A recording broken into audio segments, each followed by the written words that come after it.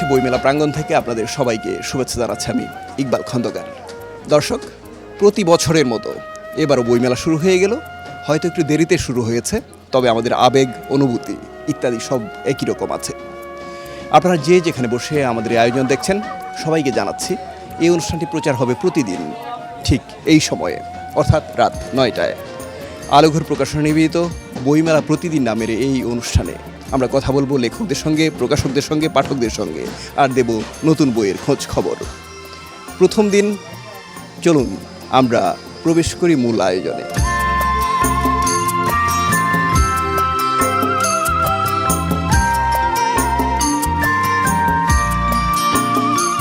দর্শক, আমি এখন যার সঙ্গে কথা বলবো তিনি কথা সাহিত্যিক মনি হায়দার। জানবো তার নতুন বই সম্পর্কে, জানবো তার সাহিত্যকর্ম সম্পর্কে। মনি ভাই, কেমন আছেন? ফাইন, ভালো আছি। আপনি কেমন আছেন? ভালো আছি। বইমেলার প্রথম দিন, একেবারে প্রথম দিনের সাজেই মনে হচ্ছে রংচঙা। নতুন বইয়ের কথা দিয়ে শুরু করি। কি বই আসছে বা আসবে? আমার 3টা বই এবার আসবে এবং 3টা বই অলরেডি চলে এসেছে। প্রথমটা হচ্ছে মোকাম সদরঘাট। এটা একটা বড় উপন্যাস। আমি ওই বরিশাল অঞ্চলের মানুষ। আমার যাত্রা শুরু হয়েছিল লঞ্চের একটা আলাদা জীবন ব্যবস্থা আছে। আমরা সেই সময় সকালে উঠতাম লঞ্চে, সারাদিন যেত, সারা রাত যেত, পরের দিন সদরঘাটে নামতাম, ওই জার্নি। এবং এটা অদ্ভুত, এটা যার অভিজ্ঞতা নেই সে বুঝবে না, সেই একটা। এবং একই সঙ্গে নদীর চারপাশের প্রবাহ, গ্রাম এবং শহর জীবনের যে সম্পর্ক, এইসব মিলিয়ে উপন্যাস। নাম হচ্ছে মোকাম সদরঘাট। এটা প্রকাশ করেছে বেঙ্গল বুকস এবং একটু বড় 32 ফর্মের একটা উপন্যাস। হ্যাঁ, তো এটা খুব ইন্টারেস্টিং বিষয়। আর একটা গল্পের বই বেরিয়েছে, যেহেতু ছোটো গল্প আমার খুব আরাধ্য জায়গা। এই ছোটো গল্পটার নাম হচ্ছে বন্দি রাজকুমার ও মাইকেল মধুসূদন। আমি মাইকেল মধুসূদনকে নিয়ে সিরিজ গল্প লিখছি, তো তারই একটি গল্পের নামে এই বইটির নামকরণ করেছি। এখানে 14টা গল্প আছে নানা মাতৃকতার। এই বইটি প্রকাশ করেছে অনুপ্রাণন প্রকাশন। আর একটা রোমান্টিক উপন্যাস সমুদ্রকন্যা, এটা বের করেছে অনিন্দ্য।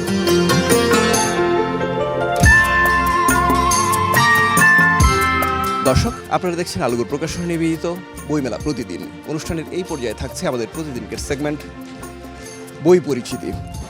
আজ আমরা আপনাদের পরিচয় করে দেব 5টি বিশেষ বইয়ের সঙ্গে, যে বইগুলো অবশ্যই আলোঘরের।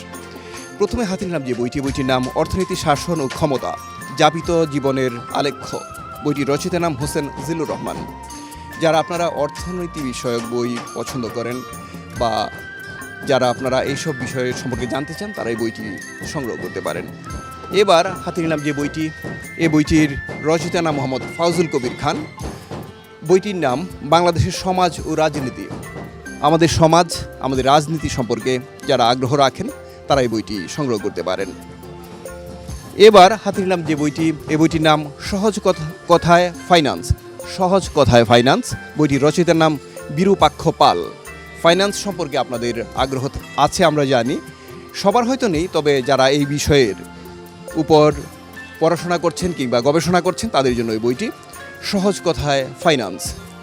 এবার হাতে নিলাম যে বইটি, বইটির নাম জয়নগরের আলো, এক নারীর জীবন ও সংগ্রাম। জয়নগরের আলো, এক নারীর জীবন ও সংগ্রাম। বইটির রচয়িতার নাম উম্মে সালমা আলো। আপনারা যারা নারীদের জীবনের সংগ্রাম সম্পর্কে জানতে চান, তাদের জন্য এই বইটি। হয়তো একজন নারীর কথা বলা হয়েছে, তবে সেখানে উঠে এসেছে অনেক নারীর জীবনের প্রতিচ্ছবি। সবশেষ হাতে নিলাম যে বইটি, এ বইটির রচয়িতার নাম সালেহ উদ্দিন আহমেদ। সালেহ উদ্দিন আহমেদের লেখা এ বইটির নাম উন্নয়ন ভাবনা, পথ ও পাথেয়। উন্নয়ন ভাবনা, পথ ও পাথেয়। আপনারা যারা উন্নয়ন সম্পর্কে জানতে চান অথবা নিজের জীবনে এই শব্দটির প্রয়োগ ঘটাতে চান, তাদের জন্য এই বইটি। দর্শক, বই পরিচিতি পর্ব আজকের মতো এখানে শেষ করছি। আরও নানা রকম আয়োজন আছে, চলুন সেগুলো উপভোগ করি।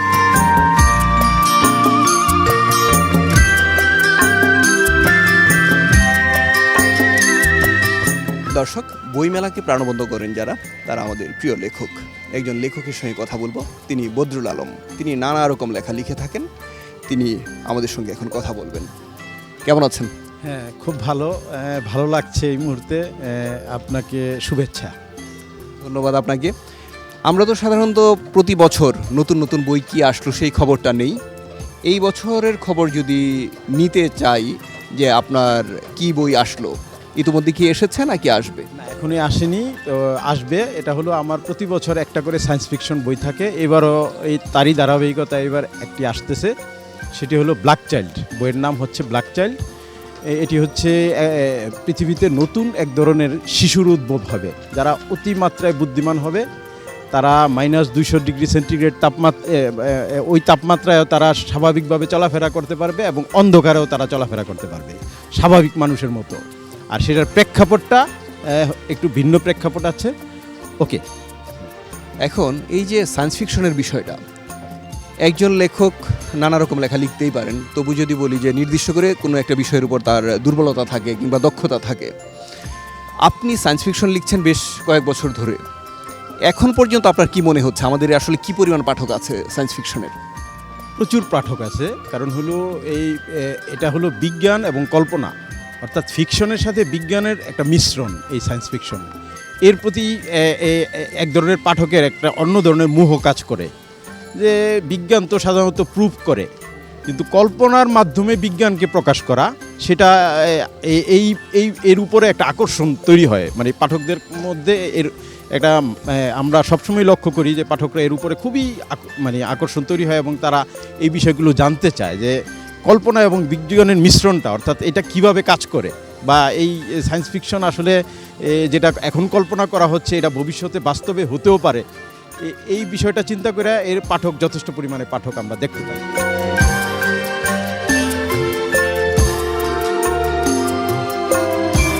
দর্শক, আমরা বইমেলার মাঠে আছি, লেখকদের সঙ্গে, প্রকাশকদের সঙ্গে, পাঠকদের সঙ্গে, আর আছি আলোঘর প্রকাশনা নিবেদিত বইমেলা প্রতিদিন এই অনুষ্ঠানের এই পর্যায়ে আরও একটা বিরতি নিয়ে নিচ্ছি। বিরতির পর আরও কিছু আয়োজন আছে, সেই পর্যন্ত আমাদের সঙ্গে থাকার অনুরোধ করছি। বিরতির পর আপনাদের আরও একবার শুভেচ্ছা জানাচ্ছি আমি ইকবাল খন্দকার। আপনারা দেখছেন আলোঘর প্রকাশনা নিবেদিত বইমেলা প্রতিদিন। আমরা বইমেলার মাঠে আছি, বইয়ের মানুষদের সঙ্গে আছি। আরও কিছু আয়োজনের কথা বলছিলাম, চলুন সেগুলো উপভোগ করে আসি। দর্শক, আমার হাতে যে বইটি আছে, বইটির নাম স্মৃতির কাপে এক চুমুক তুমি। এই বইটির রচয়িতার নাম তাহমিনা শিল্পী, তার সঙ্গে কথা বলবো। স্মৃতির কাপে এক চুমুক তুমি, কবিতার বইয়ের মতো নাম, কিন্তু আমি দেখলাম যে উপন্যাস বা গল্পের বই সম্ভবত। বই মোট 14টি গল্প নিয়ে আছে এই বইটি। কাব্যিক একটু নাম তো থেকেই যায়, আসলে মূলত তো পরিচয় কবি। তো কবিতার পাশাপাশি গল্প, প্রবন্ধ, উপন্যাস এবং শিশু সাহিত্য রচনা করে থাকি। এটি আমার 15তম বই। তো 15তম বইয়ে আমি যেটা বলার চেষ্টা করেছি সেটা হচ্ছে যে এই যুগে এসে আমাদের পুরাতন এবং আমাদের যে সামাজিক বন্ধন, সম্পর্কের যে বন্ধনগুলোর যে স্মৃতিগুলো আস্তে আস্তে করে আলগা হতে হতে হারিয়ে যাচ্ছে, সেগুলো যেন আবার আস্তে আস্তে করে একটু সামনে আসতে পারে। আমি দেখলাম যে বেশ কিছু গল্প, 14-15টা হবে, 14টা। আচ্ছা, এই 14টা গল্প 14 রকমের হলে ভালো হয়, তবু কিছুটা মিল থাকে। কোন বিষয়কে বেশি প্রাধান্য দিয়েছেন? ওই যে একটু আগে যেটা বললাম, আমাদের জীবন, সম্পর্ক, জীবিকা এবং পারিপার্শ্বিক যে পরিস্থিতি, অবস্থা এবং সাম্প্রতিক সব কিছুই আছে এর মধ্যে। উঁচু নিচু যে শ্রেণীভেদটা আছে সেটাও আছে। যেমন বলবো যে আমাদের সমাজের কিছু অবহেলিত মানুষ আছে, যেমন একটি পাগলির গল্প বলি, বাসন্তী অন্তর্বাস নামে যে গল্পটি আছে, সেটি মূলত একটি পাগলি। সে প্রচুর হাসে, তার যে একটা অট্ট হাসি, সেটা হচ্ছে আমাদের সমাজকে ঝাঁকি দেওয়ার মতো একটা হাসি। সে একটি কথা বলে যে হাসলে পেট ভরে। এই যে কথাটি, এটিও আমাদের জীবনেরই একটি অংশ এবং বর্তমান সময়কে ওই অট্ট হাসির সাথে মিলিয়ে দিয়ে একটু বিদ্রুপ করারই মতো কথাটি। আবার যেটি বলবো যে হচ্ছে হরেক রকমের বাজার। এই হরেক রকম বাজারের মধ্যে যে আমাদের বাজার বলতে আমরা কি বুঝি? কাঁচা বাজার, সবজির বাজার, মাছের বাজার, তেলের বাজার কিংবা পোশাক কেনার বাজার। এগুলোর পাশাপাশি আমাদের এখানে কিন্তু আরও অনেক রকমের বাজার আছে, যেগুলো আসলে অন্তরালে থাকে, আড়ালের বাজার। স্মৃতির কাপে এক চুমুক তুমি, তাহমিনা শিল্পীর লেখায় বইটি প্রকাশ করেছে প্রকাশনা প্রতিষ্ঠান প্রতিভা প্রকাশ। আপনার বইটি সংগ্রহ করতে পারেন।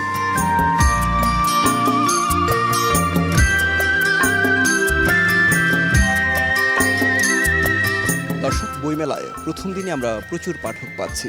পাঠকের সঙ্গে কথা বলবো, জানবো তাদের পছন্দের কথা। আপনাকে দিয়ে কথা শুরু করি। কি নাম আপনার? চিত্রা রায়। চিত্রা রায়, জি, কোথা থেকে এসেছেন? টিকাটুলি। টিকাটুলির মোড়ে একটা হল রয়েছে, এরকম একটা গান আছে না, এর কি আশপাশে নাকি? আশেপাশে। কি করেন আপনি? আমি যাই। এই মানুষটাকে? একটা আমাদের ছেলে। কি নাম তোমার বাবু? আবার বলতে হবে তো। আচ্ছা, কোন ক্লাসে পড়ো তুমি? যাই হোক, ও ও মনে হয় এখনো স্কুলে ভর্তি হয়নি, কিন্তু এই যে বইমেলায় নিয়ে এসেছেন, ওর কিন্তু একটা অভ্যাস হবে বইয়ের সঙ্গে থাকার। ও কি কোনো বই পছন্দ করেছে? এই যে কিনে নিয়ে আসছে ছোটদের বাচ্চা ছড়ার বই নিয়ে আসছে। আপনার দায়িত্ব বেড়ে গেল, এটা পড়ে শোনাতে হবে, তাই না? হ্যাঁ, আমরা শোনাই তো ওকে। তিনি কি হন আপনার? এটা আমার ছেলে। আচ্ছা, কি নাম? পার্থ প্রতিম সরদার। কোন ক্লাসে পড়াশোনা? আমি বছর এইচএসসি পরীক্ষা পাশ করে এখন ফরিদপুর মেডিকেল কলেজে পড়াশোনা করছি আর কি। কি নাম আপনার? আমার নাম অনামিকা রয়। অনামিকা রয়। তো বইমেলায় প্রথম দিনই আসা, ইতিমধ্যে বই কেনা হয়েছে নাকি প্রথম দিন শুধু পছন্দ করে যাবেন? যে বই কেনা হয়েছে, কিন্তু বাচ্চার অভিভাবকদের জন্য কবে কেনা হবে? পরে আবার যখন আসবো তখন কিনবো। পছন্দটা একটু শুনি, আপনি কি ধরনের বই পছন্দ করেন? গল্পের বই এগুলাই পছন্দ করি আর কি। দর্শক, এই যে আমরা একটা পরিবারের সঙ্গে কথা বললাম, এক একজনের পছন্দ এক এক রকম, আর তাদের পছন্দের কথা বিবেচনা করেই মূলত বইমেলায় বই সাজানো হয়। তাই আপনি তো আসবেনই, আপনার পরিবারকে নিয়ে আসবেন, আশা করছি সবার জন্য পছন্দের বই পেয়ে যাবেন।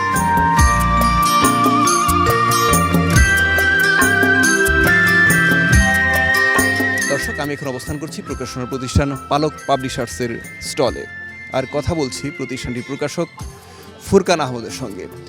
তিনি শুধু প্রকাশক নন, তিনি লেখকও। তার লেখা বেশ কিছু বই আছে আমার সামনে, এই বইগুলি নিয়ে কথা বলবো। কেমন আছেন? আলহামদুলিল্লাহ ভালো আছে। আপনারা ভালো আছেন?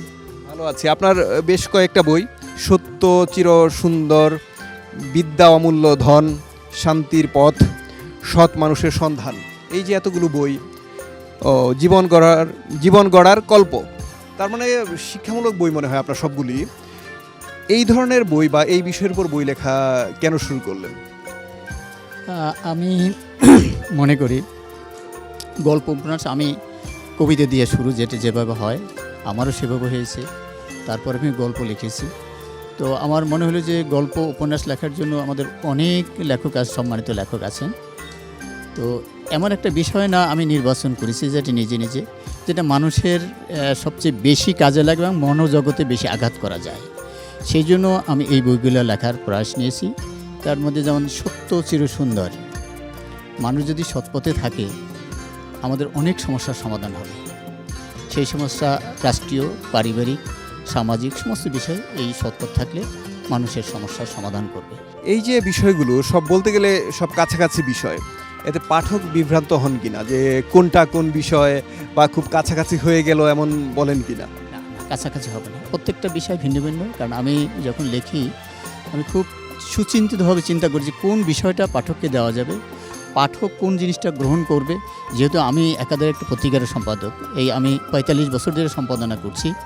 সুতরাং এই সম্পাদনা করতে গিয়ে যে লেখকদের যে দুর্বলতা থাকে আমারও আছে, কিন্তু সেই দুর্বলতা কাটিয়ে ওঠার জন্য আমার সব ধরনের চিন্তা থাকে একটা লেখা তৈরি করার সময়, এবং প্রত্যেকটা লেখা ভিন্ন ভিন্ন।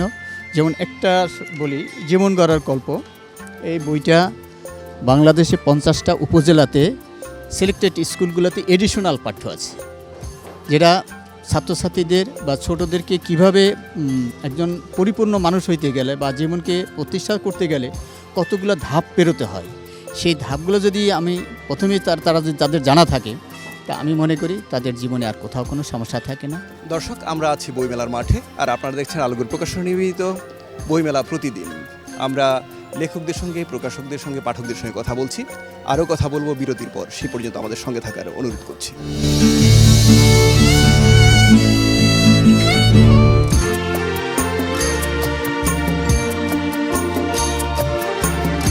বিরতির পর আপনাদের আরও একবার শুভেচ্ছা জানাচ্ছি আমি ইকবাল খন্দকার। আপনারা দেখছেন আলোগর প্রকাশনা নিবেদিত বইমেলা প্রতিদিন। আমরা বইমেলার মাঠে আছি, বইয়ের মানুষদের সঙ্গে আছি। চলুন আরও কিছু আয়োজন উপভোগ করি।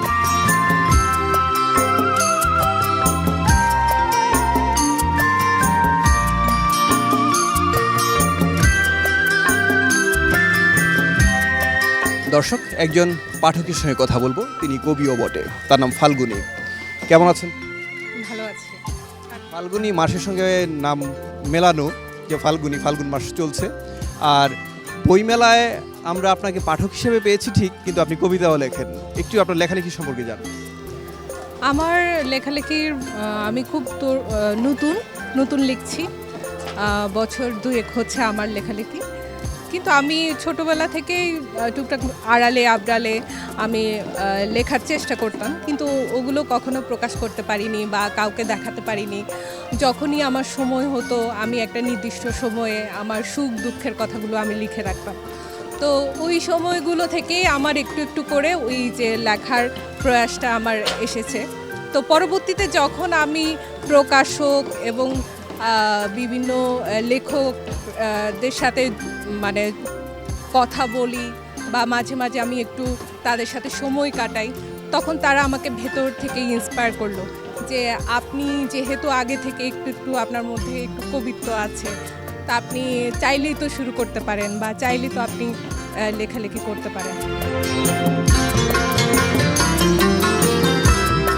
দর্শক, আমি এখন যার সঙ্গে কথা বলবো তিনি প্রকাশনা প্রতিষ্ঠান কথা প্রকাশের প্রতিনিধি, তার নাম জাফিরুল ইসলাম।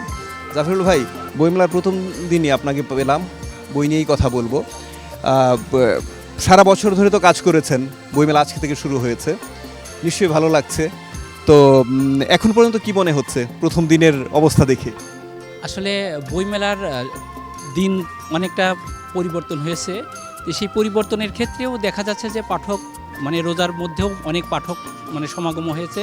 আর আমরাও স্টলের সব কিছুই কমপ্লিট করে ফেলছি আগের থেকেই। যখনই শুনলাম যে মেলা হবে তখন থেকেই আমরা স্টলের কাজ পরিপূর্ণভাবেই মানে আমাদের প্রিপারেশন ভালোই ছিল, সেইভাবেই আমরা কমপ্লিট করতে পারছি এবং বইগুলোও ডিসপ্লে করতে পারছি। কিন্তু যে আগে যে প্যাভিলিয়ন ছিল সেই প্যাভিলিয়নের যে স্পেসটা আমরা পেতাম, স্টলের ক্ষেত্রে সেই স্পেসটা আমরা পাই নাই, এই জন্য সমস্ত বই আমরা ডিসপ্লে করতে পারি নাই। তারপরে সব বই আমরা ডিসপ্লে করার চেষ্টা করব। আজ প্রথম দিন বিধায় সব বই আমরা ডিসপ্লে করতে পারি নাই, পর্যায়ক্রমে আমরা ডিসপ্লে করে ফেলব। আমি দেখতেছি যে মেলা শুরু হচ্ছিল না, আজকে যেহেতু শুরু হয়ে গেছেন মনে হয় এটা খারাপ হবে না। তারপরেও সবাই বলছে যে রমজান সম্পর্কে আমাদের আসলে ওইরকম কোনো অভিজ্ঞতা নাই, রমজান মাসে আমরা কখনো মেলা করি নাই। তারপরে আমরা চেষ্টা করব যে মেলাটা যেন পূর্ণভাবে সফলতা করতে পারি। এখন পর্যন্ত আপনাদের বেশ কিছু বই চলে এসেছে, আমরা শুনেছি, জানি। তবু এইবারের আলাদা কোনো প্রস্তুতি আছে কিনা কথা প্রকাশের, যে এই ধরনের বইকে প্রাধান্য দেওয়া হয়েছে বা বিশেষ কোনো বইকে প্রাধান্য দেওয়া হয়েছে, নাকি অন্যান্য বছর যে ধরনের বই আসে সেই রকমই রাখা হয়েছে তালিকায়? কোনটা? কথা প্রকাশ আসলে মেলা ভিত্তিক বই বের করেন না, কথা প্রকাশ সারা বছরই বই বের করেন। আপনি শুনলে অবাক হবেন, এ পর্যন্ত গত মেলা থেকে প্রায় 70 বই আমাদের চলে এসেছে। তো কথা প্রকাশ সবসময় সব রকমের বই বের করে, বাচ্চাদের থেকে শুরু করে মানে ইয়াং জেনারেশন থেকে শুরু করে মানে বোদ্ধা পর্যন্ত সবার বই আছে। যেমন থ্রিলার আছে, গোয়েন্দা সিরিজ আছে, রহস্য সিরিজ আছে, উপন্যাস আছে, আমার গবেষণা ধর্মীয় বই আছে। কথা প্রকাশ সবসময় মানে সব শ্রেণীর পাঠকের জন্যই সব বই প্রকাশ করার জন্য চেষ্টা করে এবং সেটা সবসময় করে আসছে।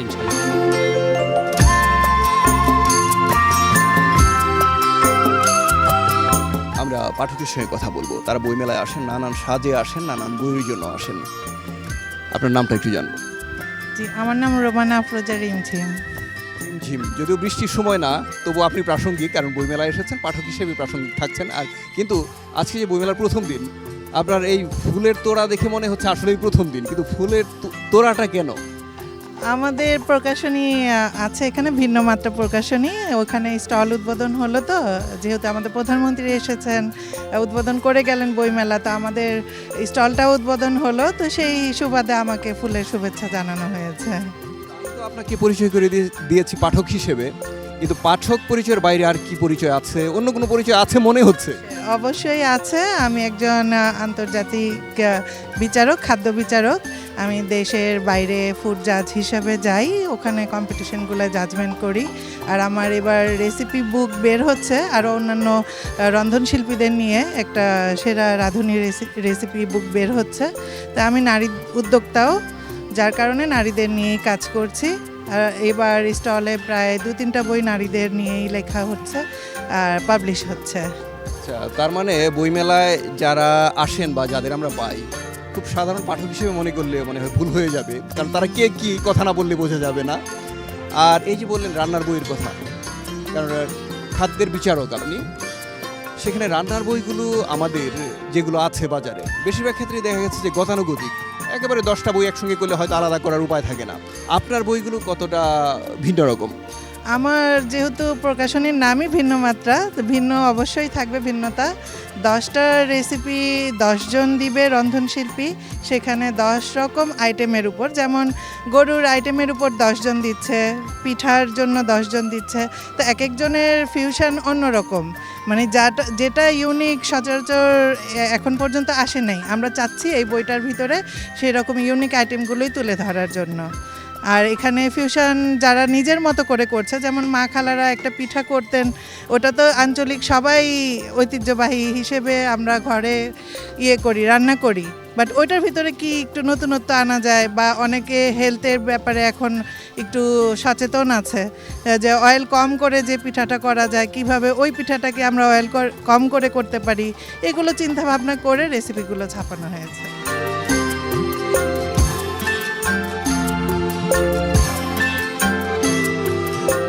এতক্ষণ আমরা বইমেলার মাঠে ছিলাম বইয়ের মানুষদের সঙ্গে, আর ছিলাম আলোঘর প্রকাশনা নিবেদিত বইমেলা প্রতিদিন এই অনুষ্ঠানে।